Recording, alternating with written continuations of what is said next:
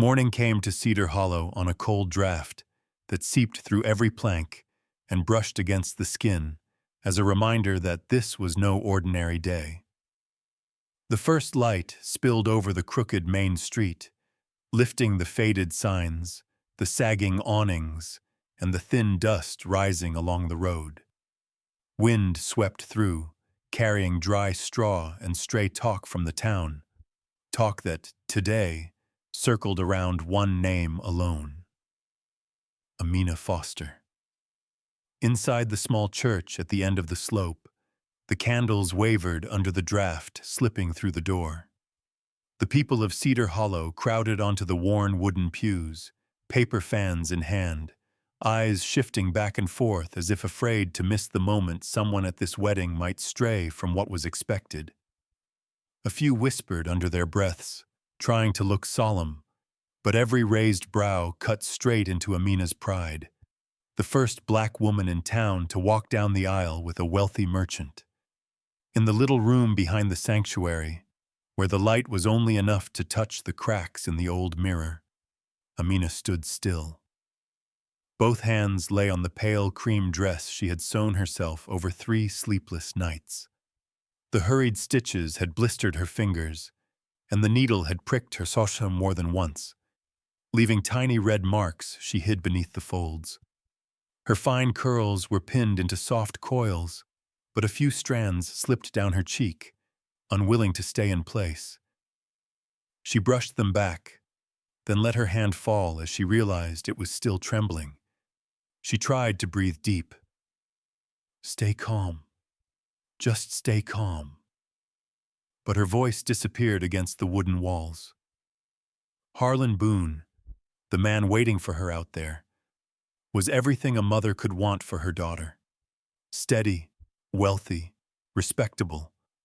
His words were always measured, his boots polished, his vest crisp, and he had never once raised his voice. But her heart had never quickened for him. Not once. What shook her this morning was not the dress, not the altar. It was memory. The memory of the sick months, when her body thinned until she saw bone everywhere she looked. When her hands shook so badly, she needed her mother to steady the cup.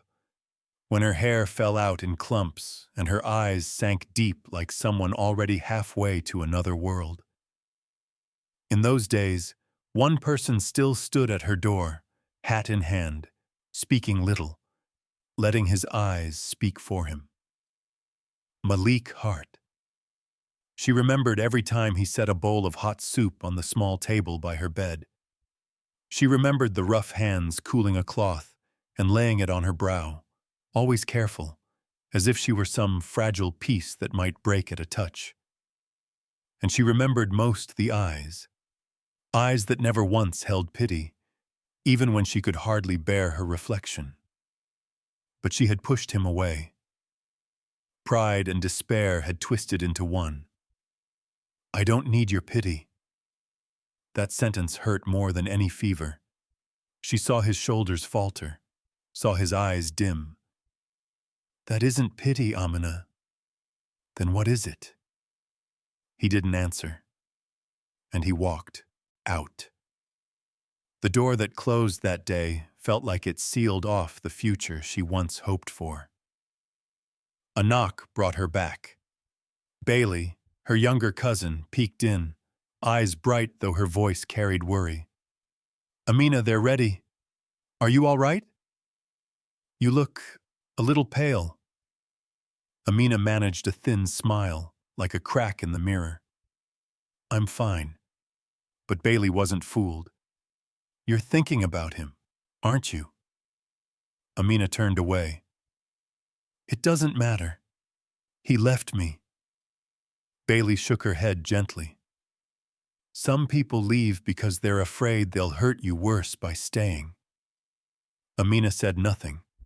She lifted her dress, drew a breath, and stepped out. When the church doors opened, the room tightened. Candlelight touched her skin, turning her deep brown complexion into the center of every gaze.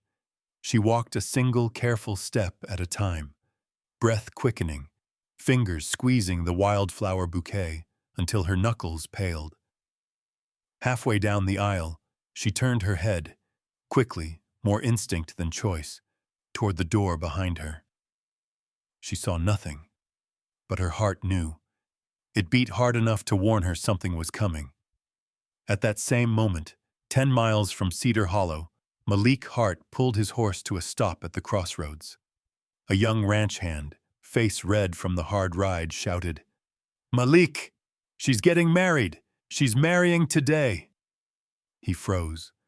No blink, no breath. Then, he mounted, and in the span of a heartbeat, the horse lunged forward, cutting through wind and dust and the distance he never should have allowed to grow between them. Straight toward the church, straight toward her. There were memories Amina thought she had locked away in some dark corner of her heart, memories that, if she ever dropped the key, would rush back like a cold wind through an unlatched door. And standing in the crowded morning inside the Cedar Hollow church, her wedding dress heavy with every step, she felt those memories beating against her chest, as if they meant to live again. It all began with the illness that lasted 6 long weeks the previous summer, a fever that rose and fell without warning, draining her body so quickly that within days she no longer recognized the woman in the mirror. Her skin had darkened, her eyes had sunk like 2 shadows, her lips cracked. Worst of all, the soft curls she once cherished fell out in handfuls each time her mother brushed her hair. The room then was filled with the smell of herbs, dried sweat, and the quiet scent of despair. But what she feared most was pity. The neighbor's sympathetic gaze, her mother's softened voice as if lowering the sound could ease the sickness. The doctor's words, "Be patient, but don't hope too much."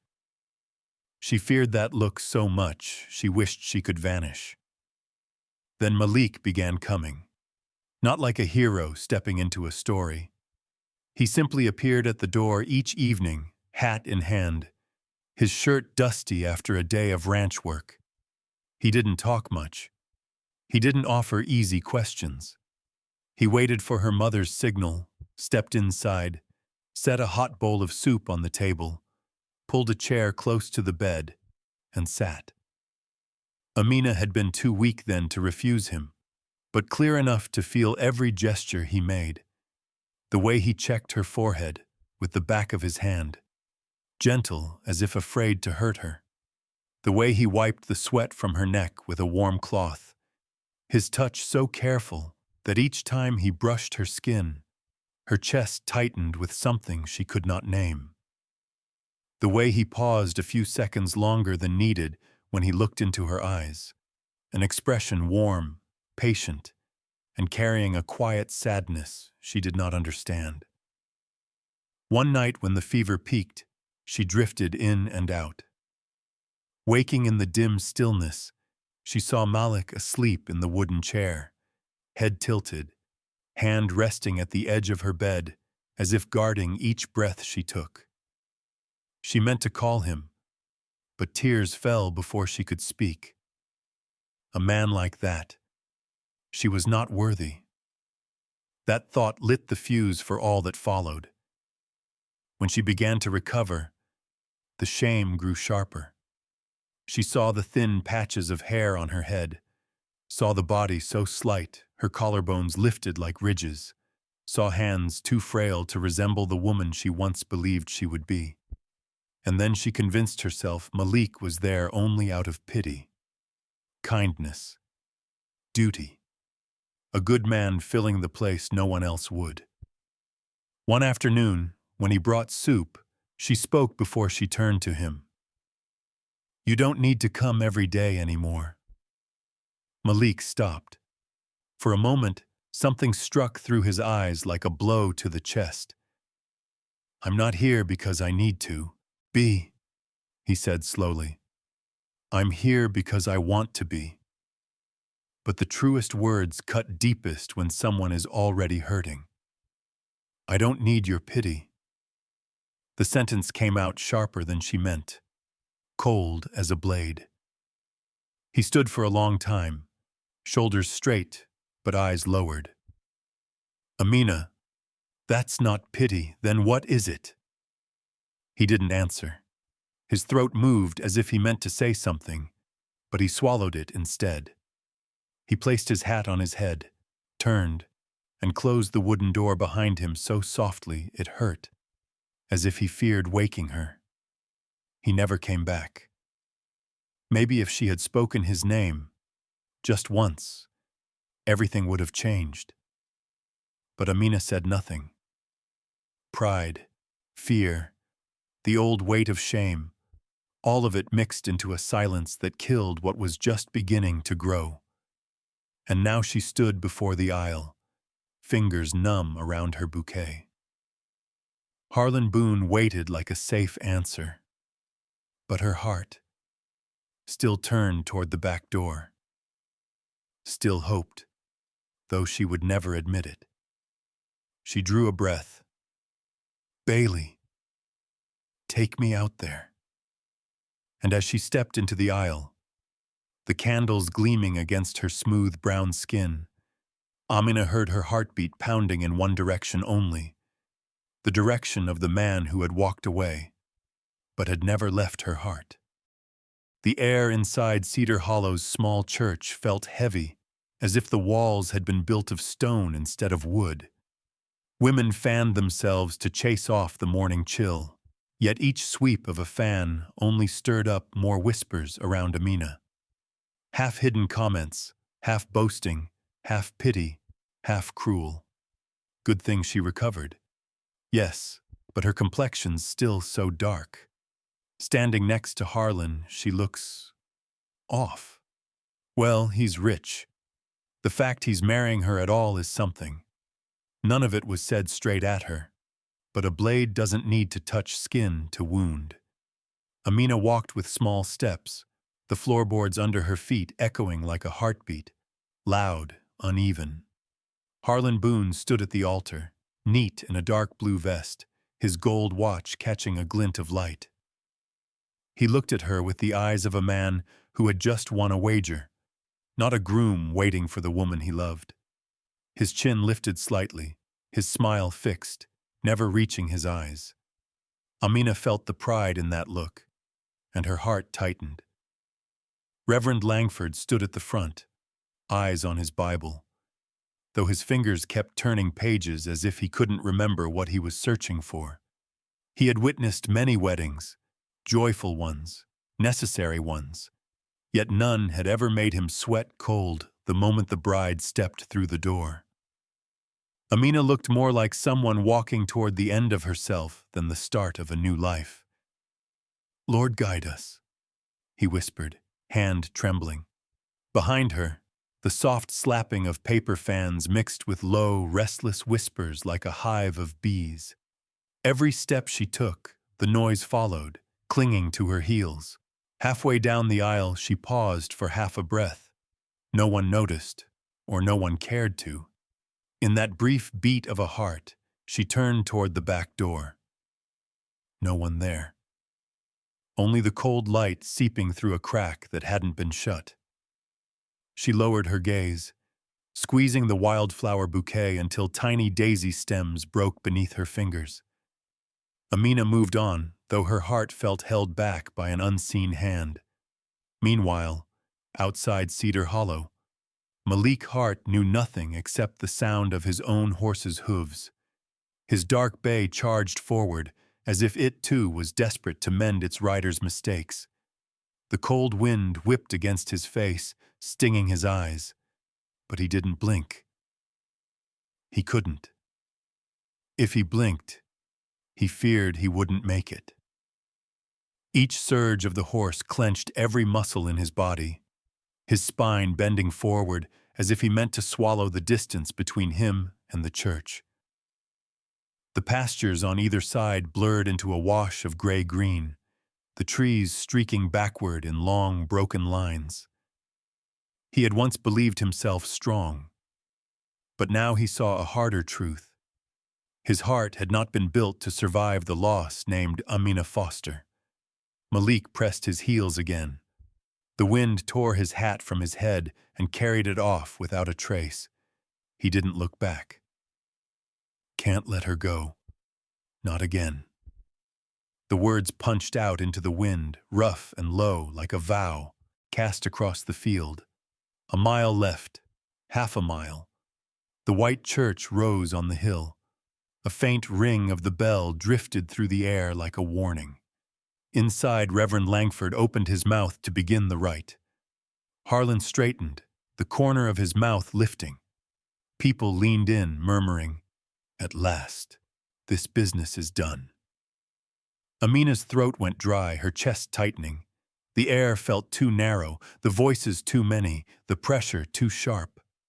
Through a narrow window slit, she caught a glimpse of morning light spreading over the grass. A thought flashed through her, quick as wind, that her life was moving in a direction she had never truly chosen. She stood only a few steps from Harlan, but she couldn't force a smile. Once more, she looked toward the back door. This time, she wasn't fast enough to hide it. The Reverend saw. Harlan saw.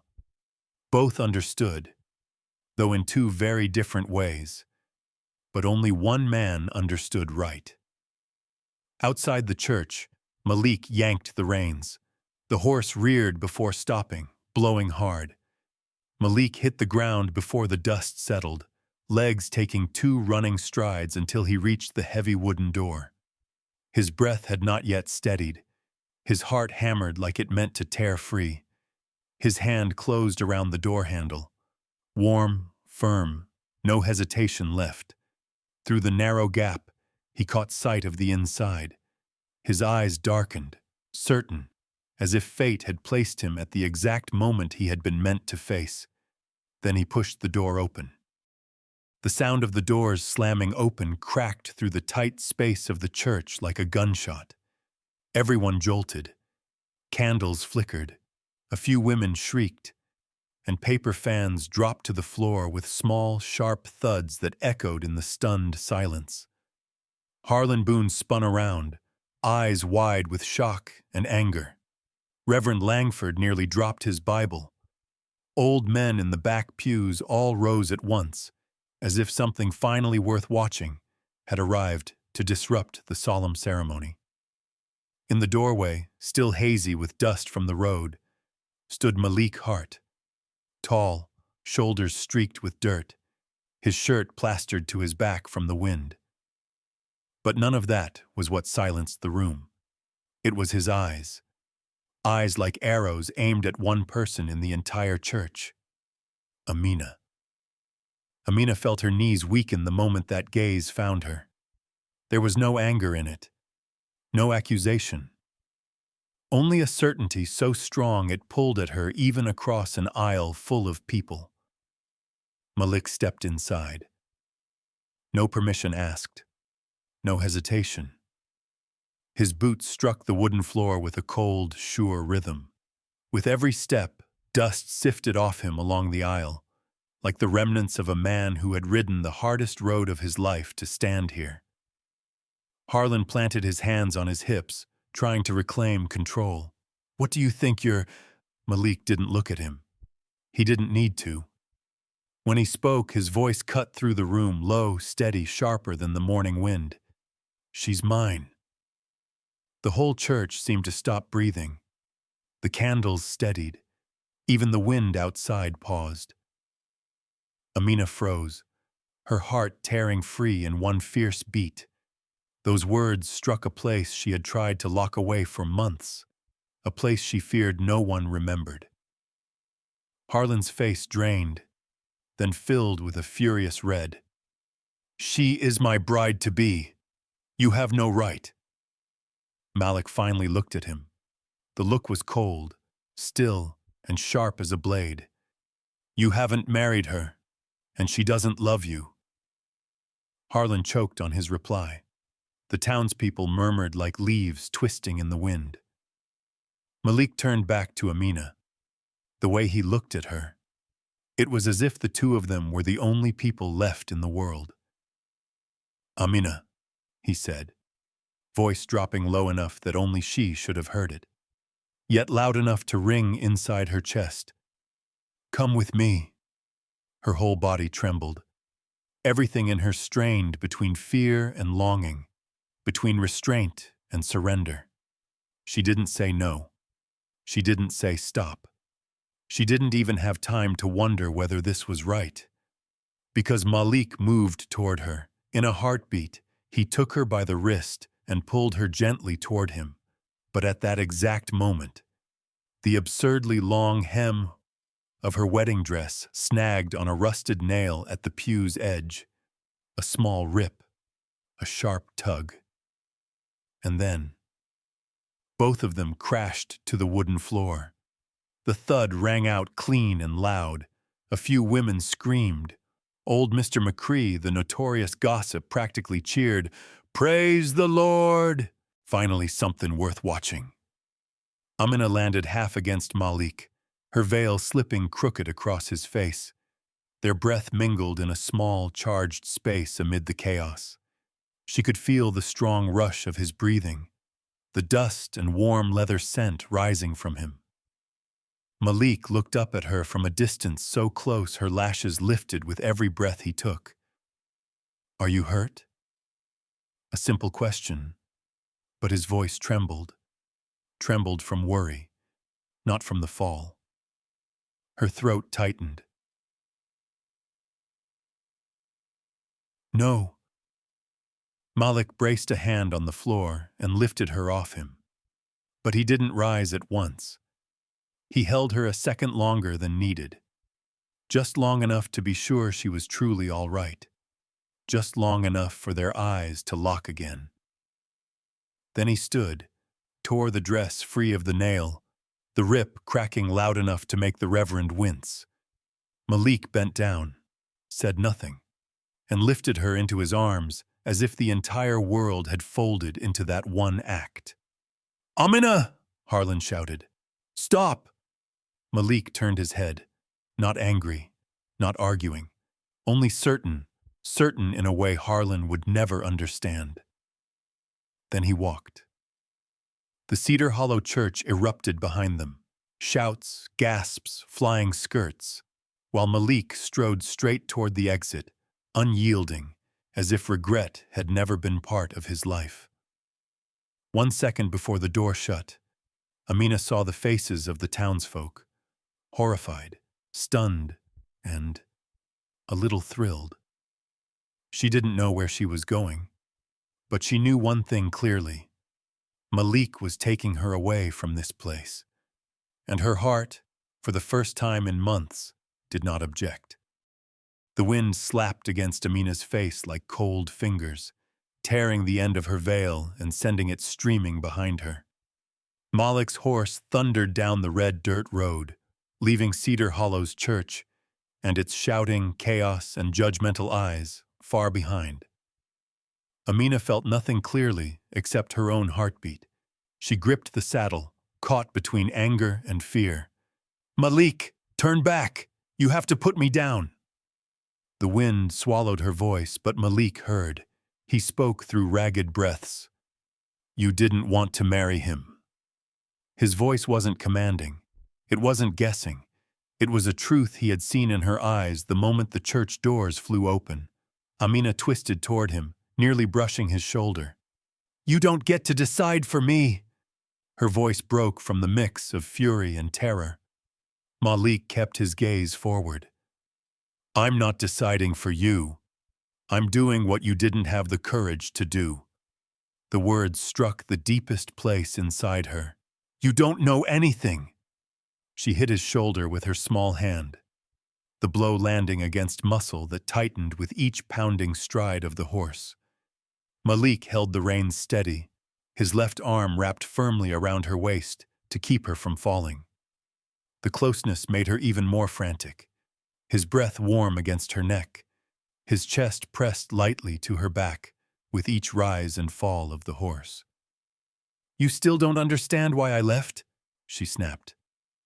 "I didn't leave," Malik shot back, each word cutting. "You pushed me out." Because you pitied me. I never pitied you.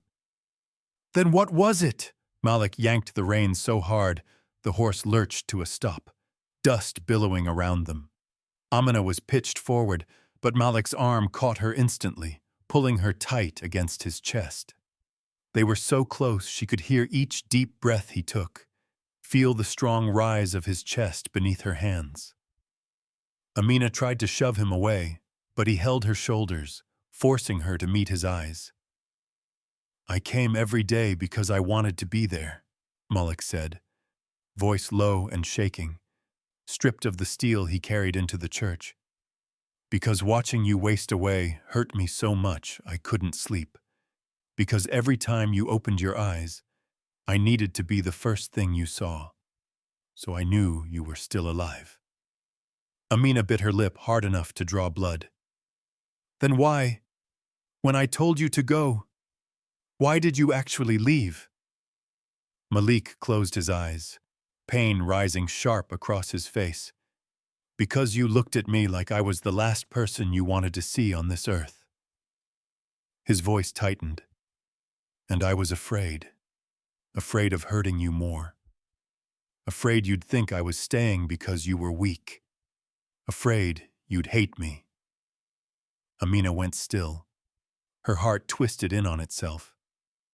I waited for you. The confession shattered between them like glass underfoot. I waited for you to come back, to say something, to pull me out of my own foolish pride.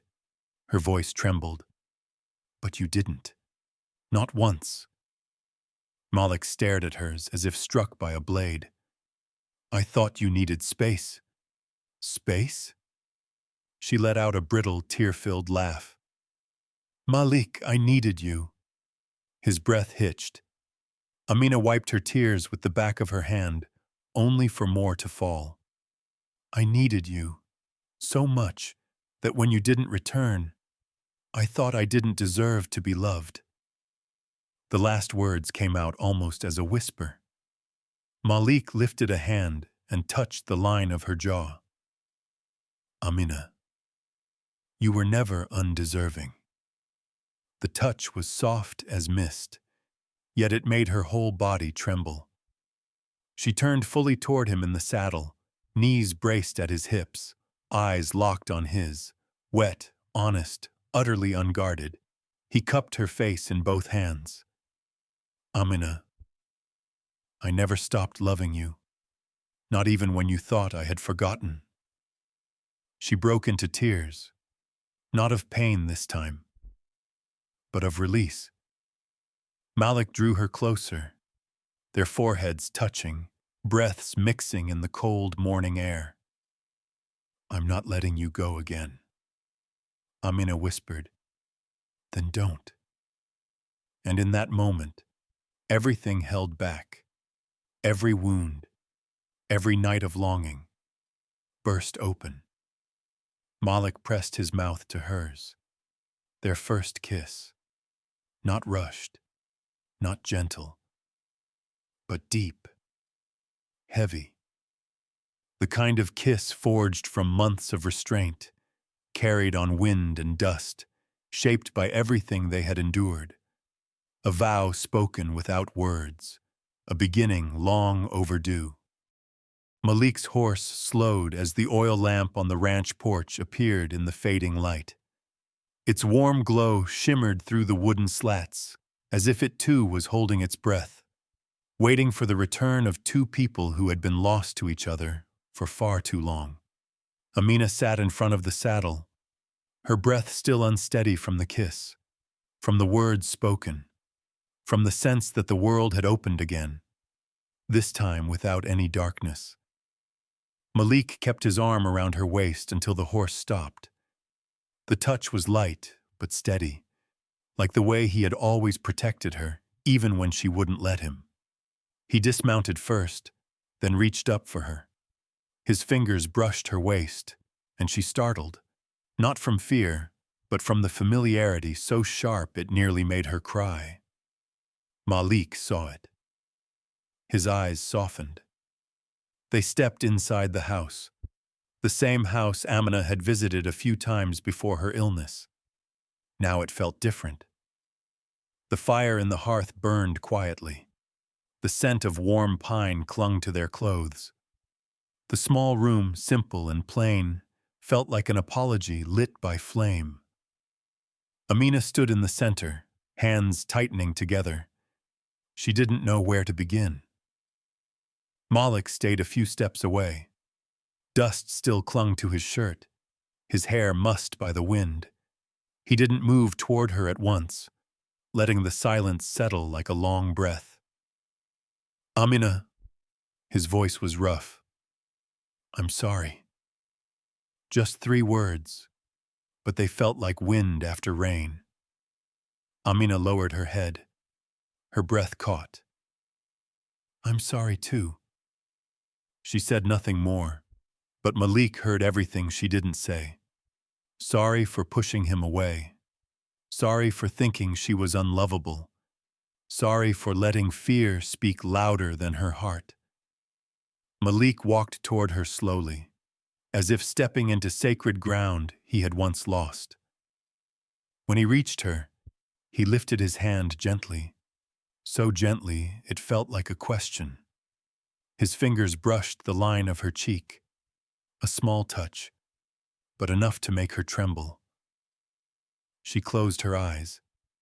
A single tear fell onto his hand. "Amina," he whispered, "you don't have to carry anything alone anymore." She opened her eyes, meeting the gaze she once rejected, the gaze she had missed until it hurt. It was the same as before, warm, steady, honest in a way no one could resist. Malik lowered his head and pressed a kiss to her forehead first. Long, soft, like a promise to tend the part of her life she once thought she wouldn't have. Then he kissed her temple, her cheek, her neck. Amina trembled, her hand gripping his shirt by instinct. Malik drew her into his arms, holding her close but with a lightness that told her he would stop the moment she wished it. "Malik," she breathed his name like a prayer. "I'm here."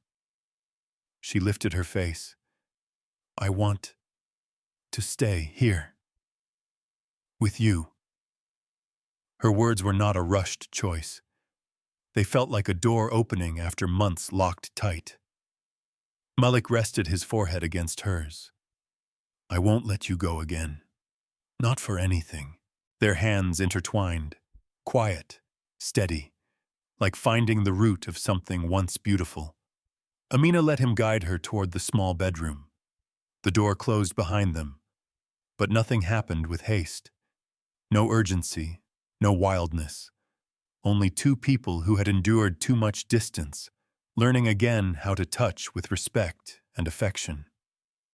Malik kissed her again, a slow, deep, tender kiss that made her cry in the middle of it. Not from pain, but because for the first time she felt truly chosen. He brushed her tears away with his mouth. She placed her hand on his chest, feeling the strong, steady beat of the man who had ridden across half the town just to keep from losing her again. That night, they gave each other everything without speaking. Not bodies, but hearts, with all the wounds, fears, and long-buried longing between them. No hurry, no claiming, only the long, steady gaze that made her tremble, and the gentle touch that eased every hurt inside her. Near dawn, Amina slept in Malik's arm. For the first time in many months, she did not wake in fear.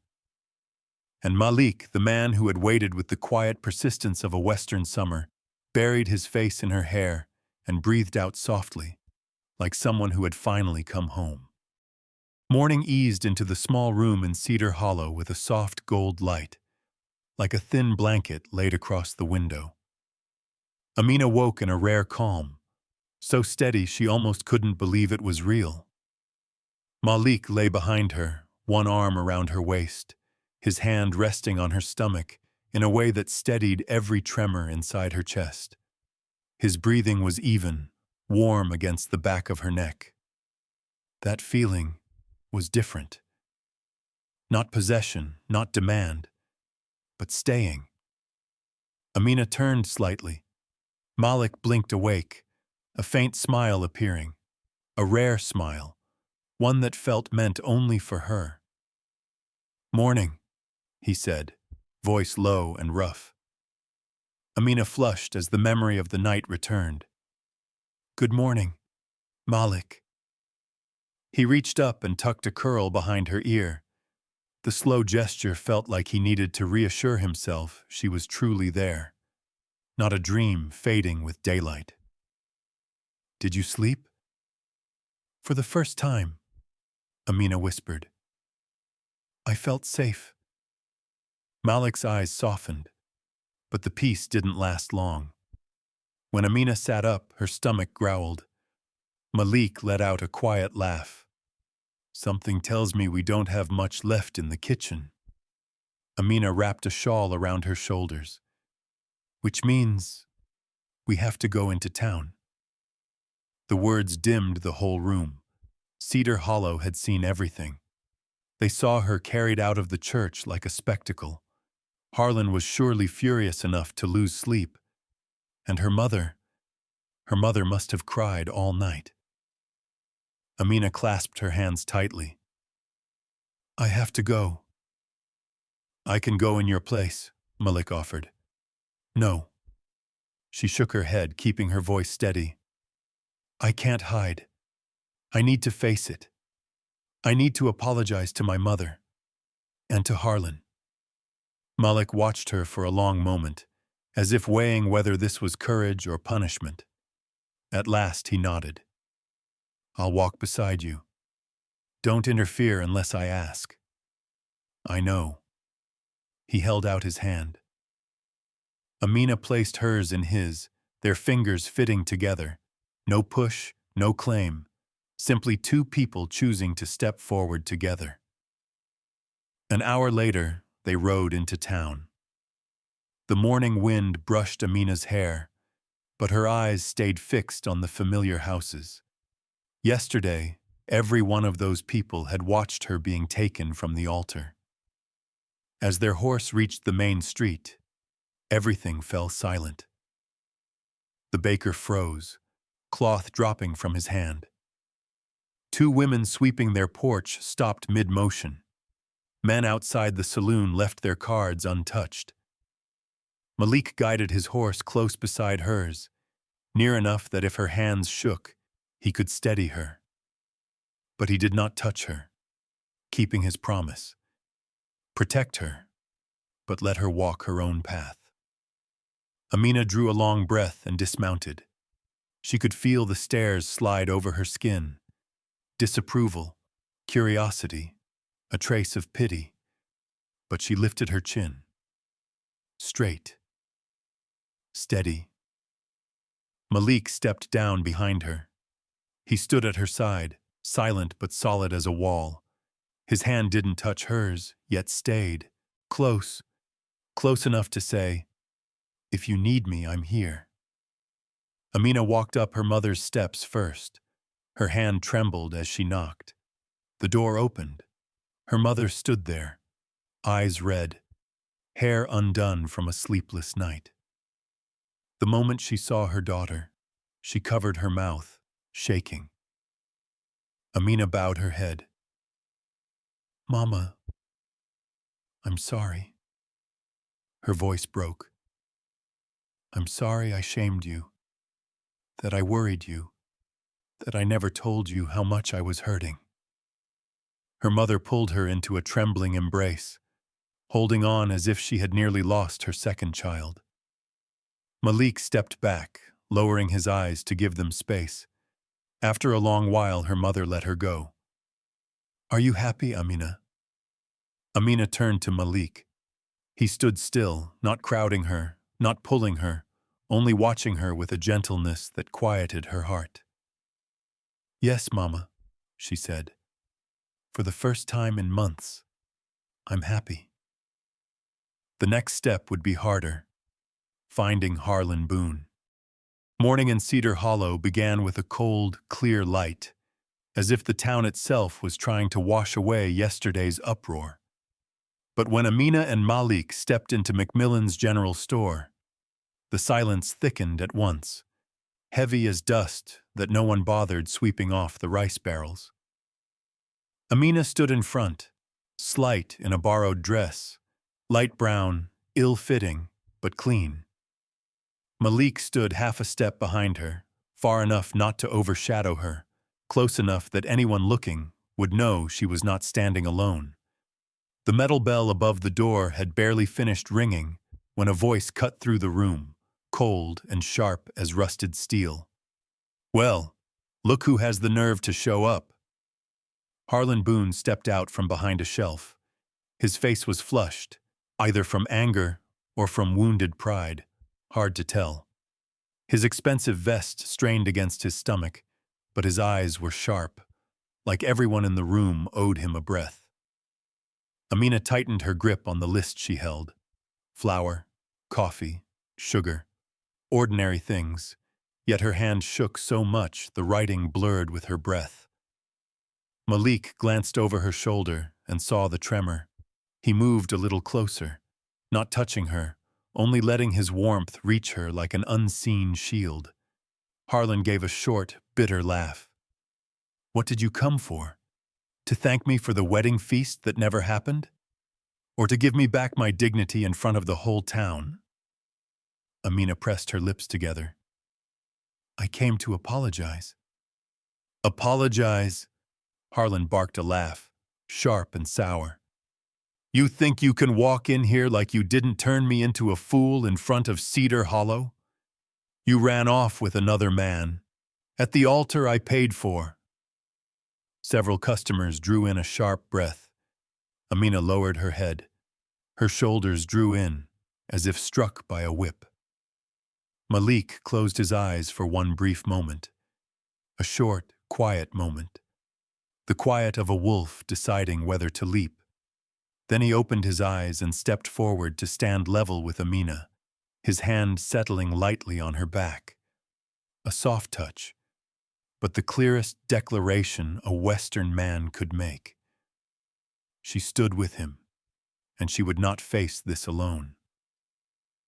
"Enough," Malik said. His voice wasn't loud, wasn't rough, but it sliced through the room like a sharpened blade. Harlan growled, "I'm talking to her." "No," Malik answered, eyes fixed on him. "You're trying to humiliate a woman who owes you nothing except an apology, and she already gave it." Amina lifted her head. Malik didn't look at her, but his hand pressed gently against her back, steadying, encouraging, shielding. Harlan slammed his palm on the counter.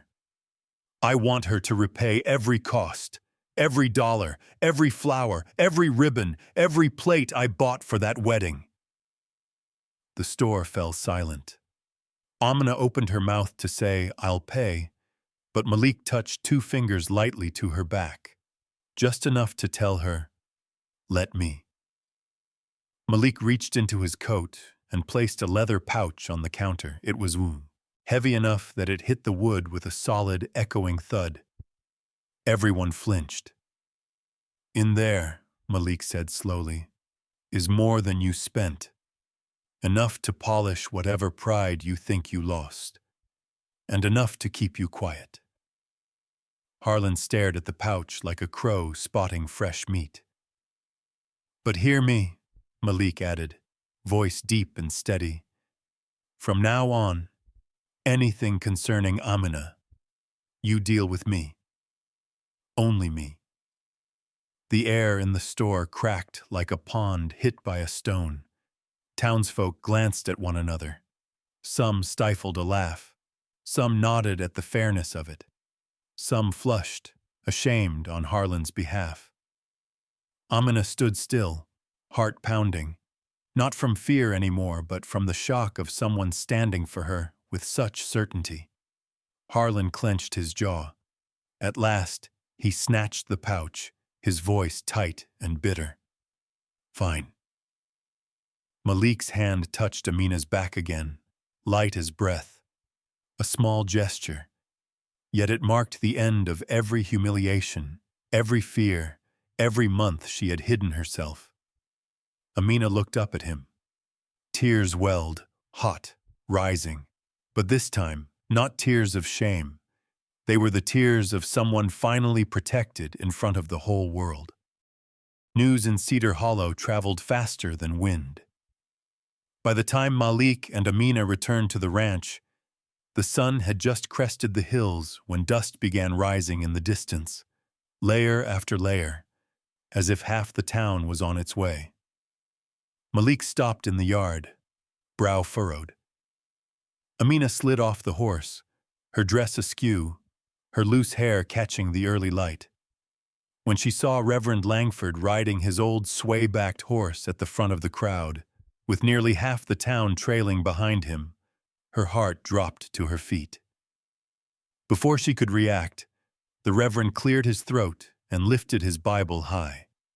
"For the sake of Cedar Hollow's honor, I am required to finish the interrupted wedding of you two today."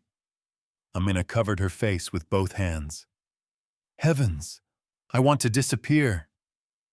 The neighbor women behind him giggled. An old man flapped his fan and announced proudly, "Girl, after that wild bride-stealing show yesterday, you're not escaping anything." Amina flushed so hard she felt like her skin glowed in the sunlight. "Reverend, does it really have to be right now?" The Reverend grumbled, "Child, you two spent the night under the same roof. If I don't marry you now, I'll have complaints for a year." The whole crowd cheered in agreement. Amina wished she could collapse right on the porch. Malik stepped beside her, his hand brushing her arm. A small touch, but a quiet message. "If you don't want this, we don't have to do anything." Amina met his eyes, her own a tangle of confusion and embarrassment. Malik spoke softly, warm and steady. "Only if you want it." 4 simple words, light as wind in grass, yet enough to slow her heartbeat. Amina swallowed her shyness and whispered, "I want it." Malik smiled, rare, gentle, deep enough to make her forget the shame surrounding them. The Reverend coughed loudly for attention and motioned everyone to gather under the porch. Morning wind swept through with the scent of dry grass, pine, and horses from the nearby stalls. Sunlight glinted on the fence rails, on Amina's hands. Interlaced, trembling. She stood beside Malik on the old wooden porch. A strand of hair blew across her lips. Malik reached up to tuck it behind her ear. The simple gesture made the crowd murmur with delight. The Reverend opened his Bible, but before starting, he gave them both a pointed look. This time, no falling, no snagging dresses on nails, and absolutely no stealing anyone. Clear? The crowd burst into laughter. Malik dipped his head, voice low for her alone. "If we must, I'd steal you again." Amina shot him a look, but her mouth curved despite herself. The Reverend began the ritual over the whisper of morning wind. "Malik Hart, do you take Amina Reed to be your wife? In light and dark, in joy and sorrow, in wealth and want?" "I do," Malik answered before the Reverend finished, making the crowd erupt in laughter. The Reverend glared. "I wasn't done." "I still do," Malik said, voice firm as nailed wood. Amina turned toward him, her heart aching in the sweetest way. Her hand found his naturally, like breath. The Reverend cleared his throat again. "Very well. Amina Reed, do you—" "Yes," she said quietly but clearly. I do. Malik squeezed her hand. Not tight, not rushed, just a quiet thank you. The Reverend snapped his Bible shut. Then, by the authority of Cedar Hollow and of this wide western land, I declare you husband and wife. Applause burst across the yard. Laughter, cheers, someone even whistled, sending Amina flushing so hard she wanted to hide in Malik's coat. You may kiss the bride, the Reverend added, but please don't drop her this time. Malik laughed, a real laugh, rare and bright as early sun. He leaned down. The kiss was nothing like the one in Dust and Wind. It was softer, closer. Two souls fitting back together, with no running, no taking, no chasing. Amina heard the crowd roar, but the sounds blurred away. There was only Malik's warm breath and a new, overwhelming truth. She was loved without needing to ask for it. They were married on a porch, in plain morning light, in front of curious, loud townsfolk, yet with hearts light as the early breeze. For the first time since everything began, Amina thought, maybe fate knows how to give back. The first morning after that unexpected wedding passed in a soft, quiet light. Amina stood on the porch, looking out at the stretch of gold fields running all the way to the hills. From the kitchen, the smell of corn cakes Malik was cooking drifted out, warm and familiar, in a way no scent had ever been for her. Cedar Hollow might still be whispering out there, but this place, the old wooden house, the long porch, the horse stalls a short walk away, felt like an entirely different world, a world Amina never thought she would belong to. Amina began learning ranch work that very day. No one asked. She insisted Malik teach her. I can't just stand here while you do everything. I don't see it as a burden, Malik said, his low voice making her flush.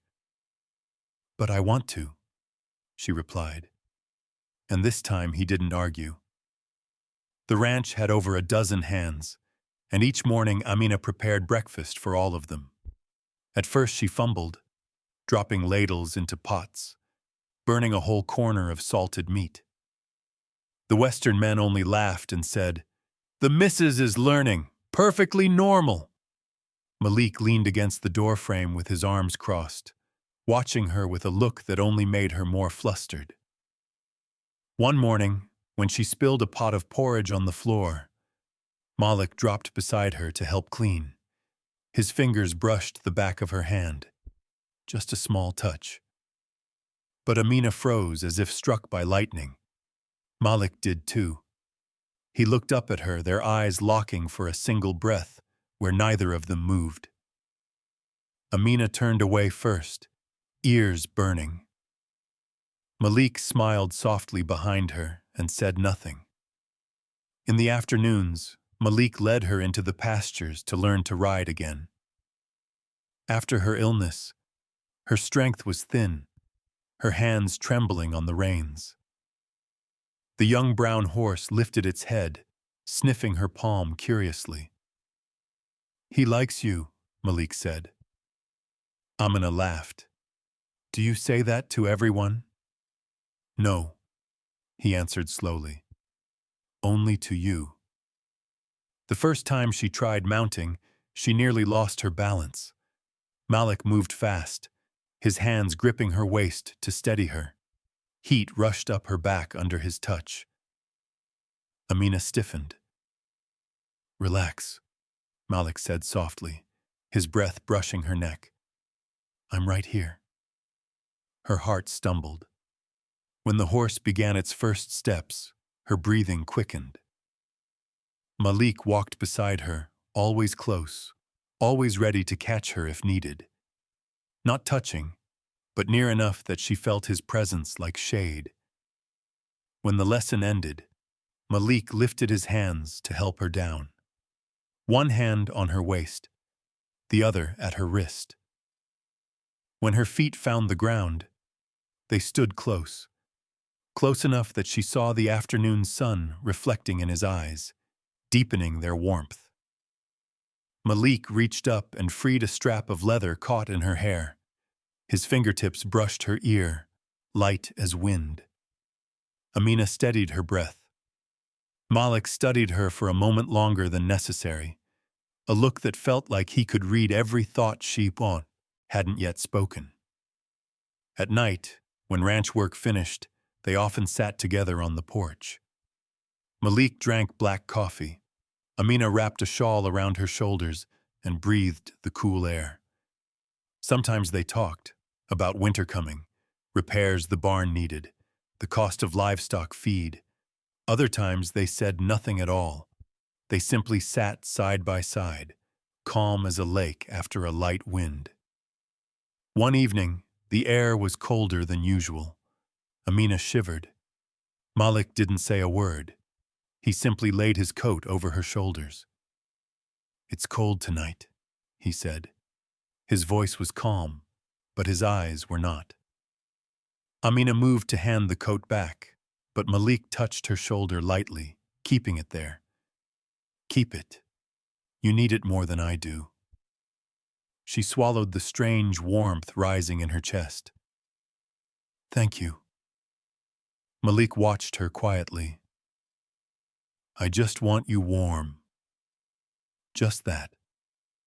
Yet the words warmed her more than the coat. The next days passed like this, slow, easy, filled with small moments. A time he grabbed the heavy water bucket for her, their hands brushing. A time she laughed too loudly at a calf chasing chickens, and Malik stopped working just to watch her until she turned away, embarrassed. A time he walked behind her through the gate, his hand brushing her back so she wouldn't trip on the wood step. No grand declarations, no hurried promises, just two people learning to love again through the smallest things. And sometimes, those small things are the truest way hearts begin to belong to one another. Spring came to Cedar Hollow as softly as breath, a cool wash of wind sweeping over the wide fields, carrying the scent of wildflowers and the chatter of birds along the fences. Amina sensed her body changing before she told anyone. In the mornings she would lean against the sink, one hand gripping the counter, the other resting on her stomach. No pain, no discomfort. Just a strange stirring in her chest, joy, fear, and anticipation woven together.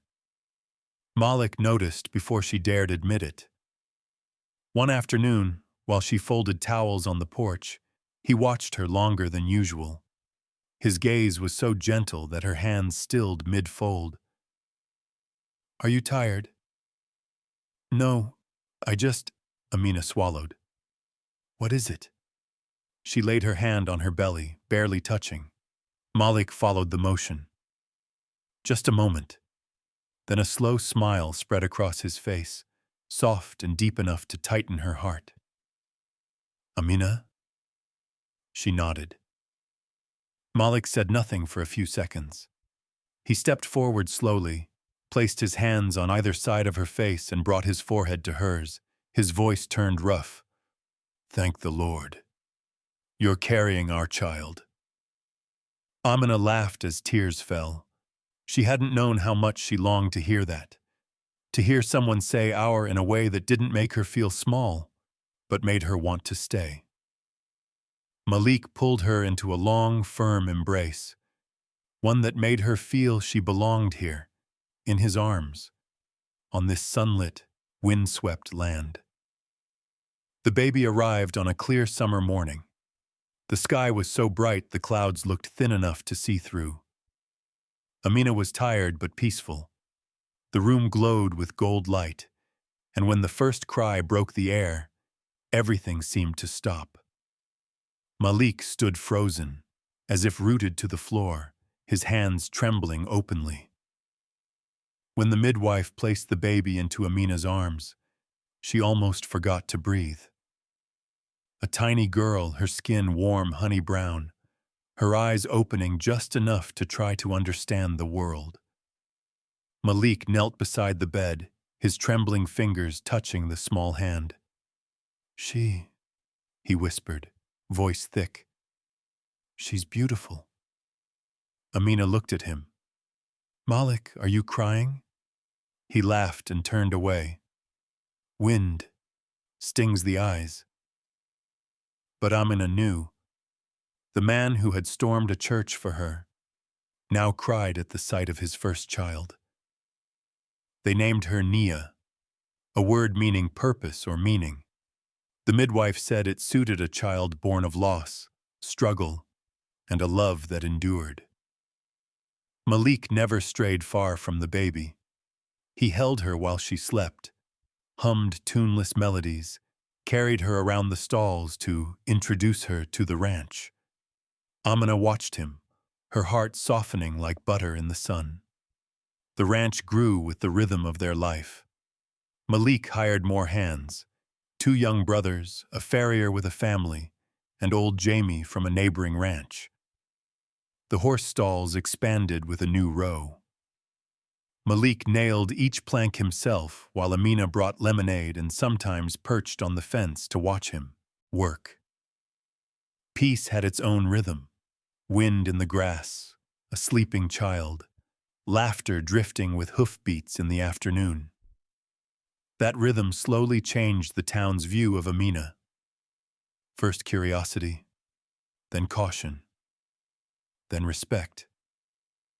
The black woman once whispered about now stood beside Malik, working like anyone else, preparing meals for dozens, riding with confidence, meeting every gaze head-on without lowering her eyes. One day, old Mrs. O'Donnell came by with a basket of bread. She looked at the baby sleeping in Amina's arms and said softly, "She's lovely, Amina. Looks like both her parents. And I think time will show everyone here you made the right choice." Amina held Nia closer, not out of fear, but because for the first time, she felt truly seen with kindness. One late autumn afternoon, with honeyed light spread across the fence rails, Amina watched Malik holding their daughter, whispering nonsense as he rocked her. She walked over and leaned into his shoulder. "What do you think life will be like when she grows up?" she asked. Malik kissed Nia's forehead, then looked at his wife. "I only know one thing," he said. "We'll give her the life we both once feared we'd never have." Amina smiled, slow and deep, touching the softest part of her heart. In Cedar Hollow, they had once been the couple everyone gossiped about.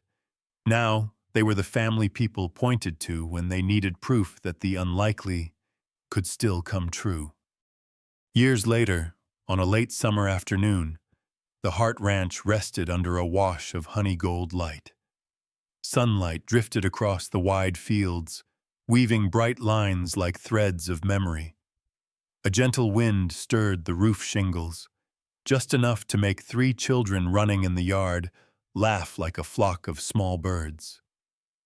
Nia was 8 now, her curls tied with a silver ribbon. Jonas, 5, ran without ever tiring, and little Lila, only 3, waddled after her siblings, shouting in frustration each time they ran faster than she could. The sound of their laughter mixed with distant hoofbeats and the faint chime of a wind bell under the eaves. The ranch was no longer the small place Amina first arrived to. There were 2 new barns, a larger storehouse, and a great oak casting shade in the center of the yard. But the biggest change wasn't the land. It was the peace. Deep, quiet, and hard-earned. Amina sat on the porch steps, her pale blue dress spread like calm water around her. Malik sat beside her, shoulder to shoulder. Their hands were intertwined, natural as breath, as if each finger had long known where it belonged. Amina leaned her head against his shoulder. "Do you remember when all we had was this porch, and an old stove propped up with stones so it wouldn't tip?" Malik smiled, quiet but warm. I remember. And I remember you burned the meat twice in 1 week. She gave him a mock glare, then laughed softly. I didn't know how to cook for a whole ranch back then. Malik bent and kissed her hair, a light, almost casual touch. Now everyone depends on you. No one dares complain about your supper. The evening wind lifted the hem of her dress, and for a moment she watched her 3 children racing across the bright grass. Her heart stilled in the fullness of the present. We've come far, she said, eyes still on the children. Malik tightened his grip on her hand, his calloused palm steady and familiar. Since the day I met you, he said quietly, there wasn't anywhere else I wanted to go. Silence settled over the porch in a soft layer of light. Not the silence of emptiness, but of people who had lived beside each other calm enough to speak without words. The wind carried the scent of dry grass and pine, the smell of a whole life. Malik turned to her, looking deep into her eyes, as if revisiting every year they had survived.